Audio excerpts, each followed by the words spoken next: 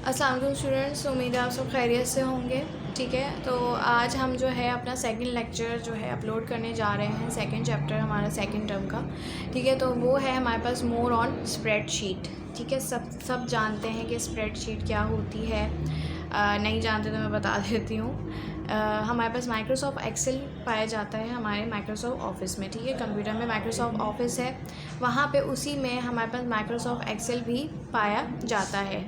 उसके अंदर जो है हमारे जितने भी कॉलम्स एंड रॉज जो होते हैं वो हमारे पास क्या कहलाता है, एक तरीके से हम उसको स्प्रेडशीट कहते हैं। ठीक है, अच्छा स्प्रेडशीट किस लिए यूज़ होती है भाई? स्प्रेडशीट आप लोगों को सबको पता है कि हमारे पास मार्कशीट्स के लिए यूज़ होती है। ठीक है, डाटा के लिए यूज़ होती है, जो हम डाटा बनाते हैं, कैलकुलेशन के लिए यूज़ होती है, एनालाइज के लिए, मैनेज करने के लिए यूज़ होती है। ठीक है, हमारे पास दो चीज़ें माइक्रोसॉफ्ट ऑफिस में पाई जाती हैं, एक एक्सेस पाया जाता है और एक एक्सेल पाया जाता है। ठीक है, एक्सेल में हम ज़्यादातर कैलकुलेशन का काम करते हैं और जो एक्सेस है, एक्सेस में हम क्या करते हैं, एक्सेस में हम जो है जितना भी डाटा होता है उसको मैनेज करते हैं अपने कंप्यूटर के अंदर। जाहिर सी बात है, बहुत ज़्यादा जब डाटा आपके पास आ जाए तो हम कंफ्यूज हो जाते हैं, हम नहीं लिख पाते या हम कुछ नहीं कर पाते हैं। ठीक है, तो हमारे पास ये आज के चैप्टर में हम पढ़ेंगे। ठीक है, थोड़ा सा ब्रीफ कर देती हूँ, यहाँ पे मैंने ब्रीफ थोड़ा सा करना है और जो है ज़ाहिर है आप जब चैप्टर अपना रीड करेंगे तो आप लोग को अंदाज़ा हो जाएगा कि किस तरह का चैप्टर है। अच्छा, इसके लिए और ये प्रैक्टिकल बेस भी है, जाहिर सी बात है, तो मैं ये कोशिश है कि मैं जो हूँ आप लोगों को एक वीडियो बना के इसकी भेज दूँ जिसमें ये काम हो रहा है, क्या काम है क्या नहीं है, इस तरह आप लोगों को किस तरह करना है ये काम, इस तरह सब की वीडियो जो है मैं आपको बना के भेज दूँ। तो अगर मेरे पॉसिबल हुआ तो मैं ज़रूर भेज दूँगी। ठीक है, लेकिन आप जो है अभी जो है ये इस पर वर्किंग करें और ख़ुद भी समझने की कोशिश करें। बुक आप लोगों के पास है, उसको समझें, उसको पढ़ें, उसको गूगल पे भी सर्च कर सकते हैं आप लोग, बहुत आसान है। ठीक है, तो हमारे पास जो पहला क्वेश्चन आ रहा है ये है डिस्क्राइब द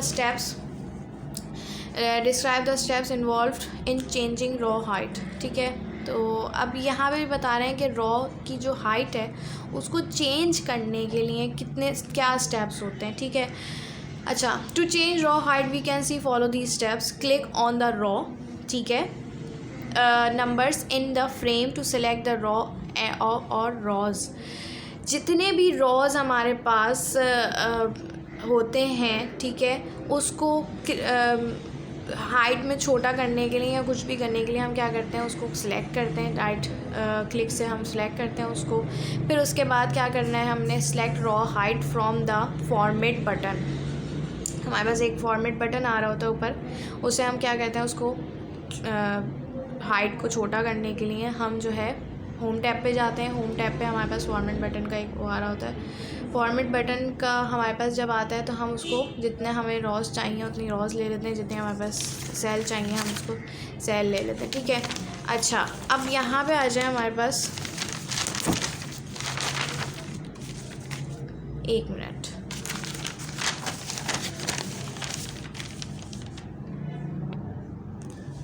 ठीक है, ये हमारे पास आ गया क्वेश्चन नंबर 2।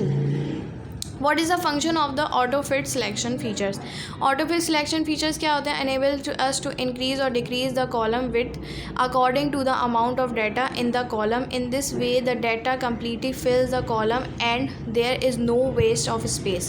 अच्छा, अब हमारे पास जो कॉलम्स होते हैं, ठीक है, कॉलम्स के अंदर जो जितना भी डाटा लिखना होता है वो क्या करता है, हमारे पास ऑटो फिट एक फंक्शन होता है, उसको हम जब क्लिक करते हैं तो जितना भी डाटा लिखा होता है तो वो हमारे पास रुक जाता है। रुकने से मुराद ये है कि हमारे पास वो डाटा उससे आगे नहीं बढ़ता, उससे आगे हम नहीं लिख सकते हैं। ठीक है, ये ऑटो फिट का जो है हमारे पास काम होता है। अच्छा, क्वेश्चन नंबर 3 पे आ जाइए। What is a formula? Formula क्या कहलाता है? Describe the elements of the formula. We use the formulas to perform such calculation in Excel. A formula is entered in the formula bar. It always begin with an equal sign. It may consist of several documents. अच्छा, ये जो है formula क्या कहलाता है? Formula हमारे पास perform करता है कैलकुलेशन, परफॉर्म करता है किसमें, एक्सेल में, और जो शुरू होता है, जब बहुत शुरू का जो वर्ड होता है वो किससे शुरू होता है, इक्वल से शुरू होता है, ठीक है। उसके बाद ही हम कोई भी कॉलम को लेके उसको प्लस करते हैं दूसरे कॉलम के साथ, या माइनस करना होता है दूसरे कॉलम के साथ, ठीक है। जैसे फ़र्ज़ करें मेरे पास यहाँ पे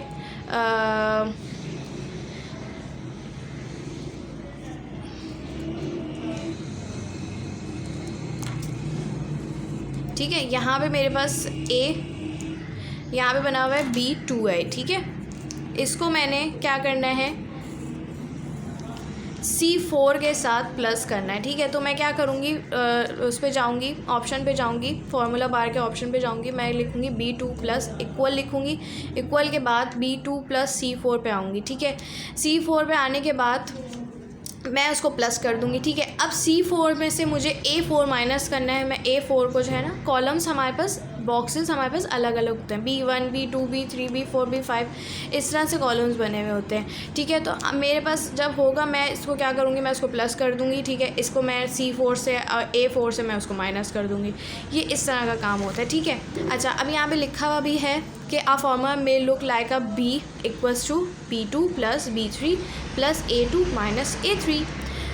अच्छा, here is the cell reference represent the value entered in the respective cells, ठीक है। जो भी सेल्स होते हैं उसको हम कलेक्ट करते हैं, फिर उसके बाद जो है प्लस कर देते हैं उसको और माइनस कर देते हैं, ठीक है।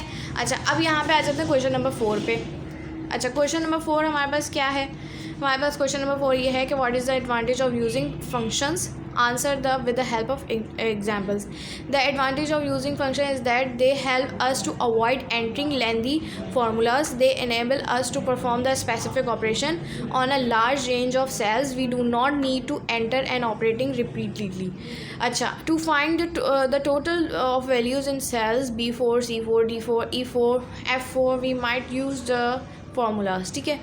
अच्छा, फंक्शंस हम नहीं यूज़ करते, इसका रीज़न क्या है कि हमारे पास बहुत ज़्यादा लेंदी हमारे क्या बन जाता है, हमारे पास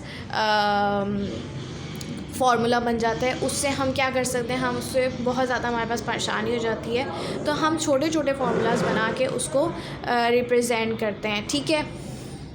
अच्छा, अगर हमने सम करना हो तो हम SUM सम लिखते हैं, ठीक है। इसी तरह हमें मल्टीप्लाई लिखना हो तो हम लोग जो है दूसरी जो है मल्टीप्लाई का निशान लगाते हैं, ठीक है। लेकिन उससे पहले इक्वल लिखना ज़रूरी होता है।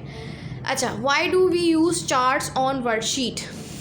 अच्छा, we use charts on the worksheet because they represent data in interesting and attractive way. अच्छा, जो हमारे पास चार्ट्स आते हैं, जो हमारे पास चार्ट्स होते हैं, तो वो किस लिए यूज़ होते हैं, एक हमारे पास उसको रिप्रेजेंट करने के लिए, ठीक है। हमारे पास एक पाए चार्ट जो होता है वो भी होता है कि इतने % लोगों ने ये किया, इतने % लोगों ने इतना ये फिलअप किया, ये इतने % लोगों ने इतना डेटा हमें दिया, ठीक है।